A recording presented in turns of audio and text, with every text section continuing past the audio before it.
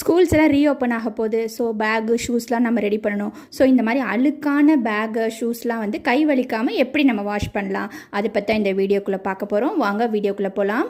இதுக்கு நான் என்ன எடுத்திருக்கேன் அப்படின்னா 3 திங்ஸ் தான். நீங்கள் என்ன சோப் பவுடர் வேணால் எடுத்துக்கோங்க. கூடவே வந்து பக்கத்தில் இருக்கிறது வந்து பேக்கிங் சோடா, அது ஆப்பச்சோடான்னு சொல்லுவோம்ல, அதானுங்க.